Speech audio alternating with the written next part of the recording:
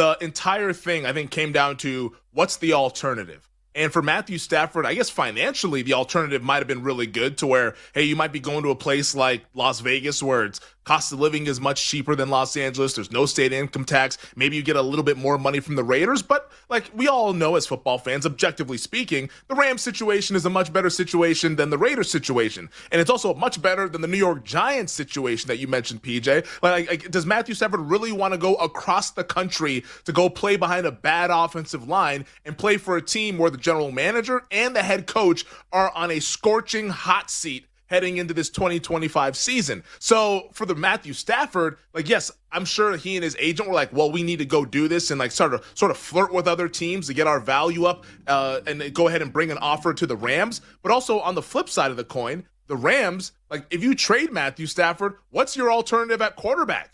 It's downgrade. That's what it is. And it's downgrading to either Aaron Rodgers or to maybe Sam Darnold or to one of these other free agent quarterbacks. Like, I don't think they would ever take anybody in the draft. They feel like they're out of that range of drafting one of those guys unless they fell in love with one of the fringe top pick guys like a Jackson Dart or something like that, or Jalen Milroe or whatever. But it just felt like the alternative for the Rams and the alternative for Stafford were just worse options. So if that's the case, like, let's just run this thing back and stay together. And I was watching Peter Schrager, who's very plugged in with the Los Angeles Rams, like knows Sean McVay really, really well, knows Matthew Stafford really, really well. And this morning on NFL Network's Good Morning Football, he was talking about how, like, the longer this thing played out, the more likely it was going to be that Stafford would return. I thought that maybe over the weekend we'd get some news on this thing, but I think both sides just realized, PJ, that it's like, you know what? Like, we're just better off together than we are apart. Like, I don't really love these other teams. And for the Rams situation, it's I don't really love these other quarterbacks. Let's run it back because we were 13 yards away from beating the eventual Super Bowl champions.